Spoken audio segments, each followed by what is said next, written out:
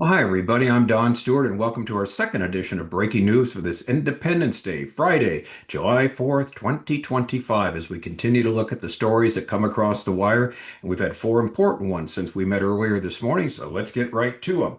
First of all, from the Jerusalem Post, Israeli military official says Iran's missiles can actually hit Europe, and they're aiming to reach the east coast of the United States. I've been looking for a story like this for a long time, someone to talk about the length the missiles can travel, and this is very important, very interesting.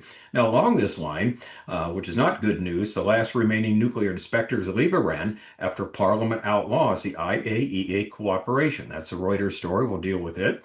Then we move to Jerusalem and Gaza. The IDF takes operational control of two-thirds of the Gaza Strip. That's from the Jerusalem Post. And the Jerusalem Post and all the outlets also say this. Hamas hands positive ceasefire response to Qatari mediators. All right, this has come across the wire since we last talked. They have handed in their response, but all we know now, according to the stories, is that it's positive. What that means, we will have to wait and find out. Hopefully, we'll know something tomorrow on the specifics, but right now we hear it's only positive. All right, let's get to the stories. First, headline number one. Israeli military official says Iran's missiles can hit Europe, aiming to reach the east coast of the U.S.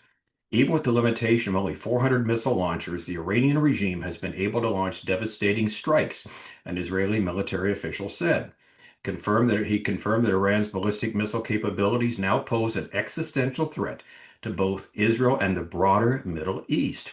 Speaking at a press briefing, the official said that Iran's missile stockpile, which exceeds 2,000, has created a logistical bottleneck. Still, even with the limitation of only about 400 missile launchers, the Iranian regime has been able to launch devastating strikes. Fortunately, Israel's preemptive strikes against the Iranian missile launchers have significantly reduced the number of projectiles that could reach Israeli targets. Here comes the however. However, the official warned that the quantity and quality of missiles Iran possesses remain a grave concern. The missiles that Iran is developing can already reach Europe, and they have plans for further advancement that could enable them to strike the United States, the official said. Now, this is in keeping with what we've been talking about for years, and that is Iran's goal to destroy the little Satan Israel, then the big Satan United States. So they've worked on missiles that can get to Europe so far. And actually, now it seems the east coast of the United States, but they want to be like what North Korea could do. They had some like a 6,000 mile extent that their missiles could go to. So basically, they're working on the ICBMs, intercontinental ballistic missiles. And we knew this because, again, Iran's goal is to destroy, like we said, Israel and the United States to bring about, which they believe, the final Imam, the 12th Imam, the final Mahdi that from the 9th century disappeared and is going to come out of hiding and bring Islamic rule to the entire world. And before he comes, there'll be destruction, conflagration worldwide. In other words, it's going to be based upon not just taking over territory, but likely on a worldwide destruction. And this is, again, what they believe they're called to do. So that's why we're in the state we're in with the current Iranian regime. That's what these Ayatollahs believe, and that's what guides them. Now, our next story along this line makes everything also more difficult and more likely that another group of missiles will break out between Israel and Iran, some more fighting, in other words. Last remaining nuclear inspectors leave Iran after Parliament outlaws the IAEA cooperation. This is a Reuters story. Iran foreign minister says Tehran remains committed to nuclear non-proliferation treaty. The UN nuclear watchdog chief says inspection regime must not be interrupted. All right, this is from Vienna, from Reuters. The UN nuclear watchdog said today, Friday, it has pulled out its last remaining inspectors from Iran as a standoff deepens over their return to the country's nuclear facilities bombed by the U.S. and Israel. Iran launched its first military strikes on Israel's nuclear sites in a 12-day war with the Islamic Republic some 3 weeks ago. The IAEA, the International Atomic Energy Agency's inspectors, have not been able to inspect Iran's facilities since then, even though IAEA chief Rafael Grossi said that is his top priority. IAEA chief Rafael Grossi said it's his top priority. Iran's parliament has now passed a law to suspend cooperation with the IAEA until the safety of its nuclear facilities has been guaranteed. While the IAEA says Iran has not yet formally informed it of any suspension, it is unclear when the agency's inspectors will be able to return. And I would not hold my breath. What they do here is again delay and delay and delay because they don't want anybody to know what extent the damage was, of course, with the Israeli and American missiles that hit during this 12-day war. So it's not good. So stories like this, as we say, continue to bring the renewal of the conflict all the more closer. The ceasefire is very, shall we say, not real strong, and it can be very easily changed, as we've talked about in a moment, with one side doing something and the other side responds. But when you have stories like this, which Iran is basically stonewalling the inspectors. Now, there's supposed to be a meeting, we're told. This is one of the stories next week between the U.S. and Iran. Again, we'll see if that happens. If it does, of course, we'll bring it to you. But this is where we're at right now. It's not very encouraging, shall we say, to say the least. All right, headline number three, the IDF takes operational control of two-thirds of the Gaza Strip. This is from the Jerusalem Post. The Israeli Air Force struck over 100 targets across Gaza in the past 24 hours, the IDF said earlier. Now, just as an aside, every day they're hitting 100 targets, 150 targets. It tells you the extent of the um, Hamas, of their terrorist activities there, how much still needs to get done.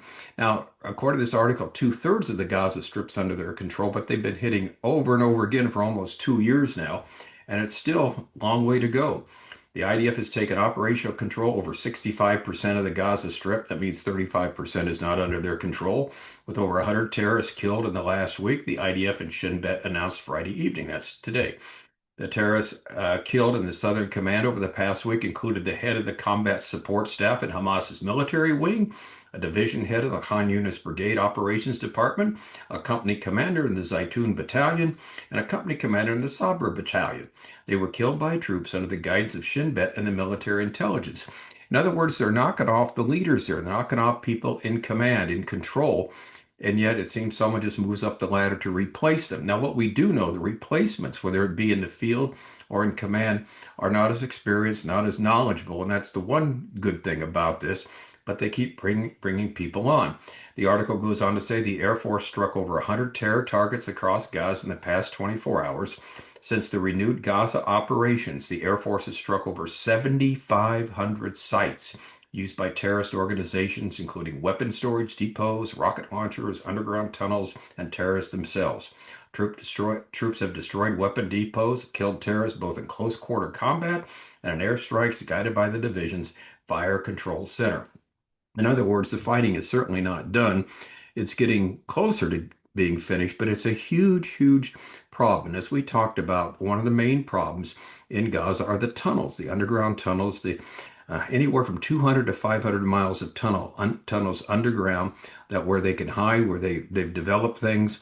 And they've done this under Israel's nose for the past almost 20 odd years. And so we'll see what happens. Now, the next story is the one we've been waiting for, but again, it doesn't say that much, all things considered. Hamas hands positive ceasefire response to Qatari mediators. This is another Reuters story. The response should help Hamas and Israel reach a ceasefire deal, the official said.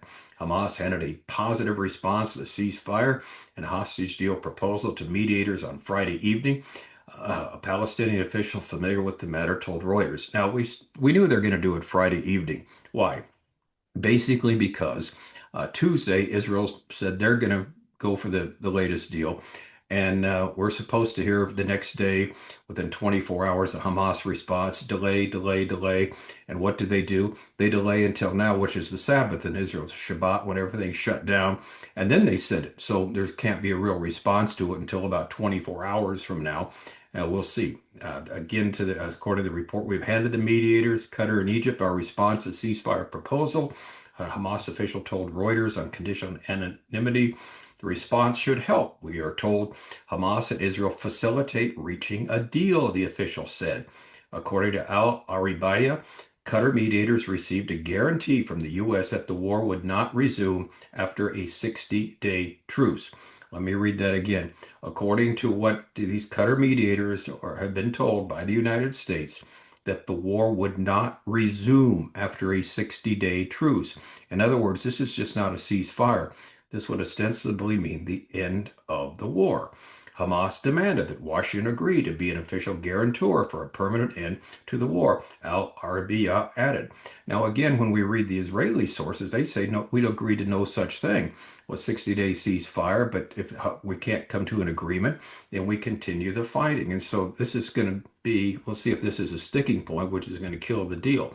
Okay, again, this comes after Hamas confirmed earlier in the morning it was discussing the U.S. Qatar ceasefire with other Palestinian factions. President Donald Trump said on Thursday he's expecting to know whether Hamas agreed to a ceasefire deal over the next 24 hours, and seems that they've given their response. And what was the ceasefire proposal presented to Hamas? Now, here is the proposal presented by Qatar, and the Witkoff framework calls for the release of 10 living hostages, 18 bodies during the 60-day ceasefire. During that period, the sides are expected to hold talks aimed at ending the war. Within the proposal, now get this, 1,000 Palestinian prisoners will also be released, Israel's Channel 14 reported. The proposed deal includes the schedule for the release of 10 live Israeli hostages in exchange for 1,000 Palestinian prisoners. According to Channel 14, on Thursday, senior Hamas officials met in Turkey to discuss the proposed framework. In exchange for the hostages, Israel would release 125 Palestinian prisoners in addition to the 1,111 Gazans that Israel has arrested since October 7th. So, according to Reuters, Hamas made a response to the potential agreement, and it was positive, but we don't know exactly what that means. In other words, it does not necessarily mean there will be a deal, especially when Hamas, again, demands that there has to be an end game during this 60-day time where there's no fighting after that. So what they're arguing for is not a ceasefire, but an end to the war, a total ceasefire, a truce, or whatever you want to call it. But again, the only way Israel will do it, if Hamas is not in power, they lay down all their weapons, all the hostages are released, and they'll have security in the future. Can't see that being agreed to by Hamas. And again, we don't know necessarily what's in this agreement that what Hamas wrote. They said there were some minor adjustments. We'll see how minor they are. Hopefully, we'll find out soon. By tomorrow, when we do our first edition of Breaking News, we can tell you more. But until now, that's all we know. They have handed in the response. We hear it's positive, but beyond that, we just don't know. All right, as always, we'll keep you posted. Again, happy 4th of July for people here in the United States of America. And until tomorrow, as we always say, may the Lord richly, richly bless.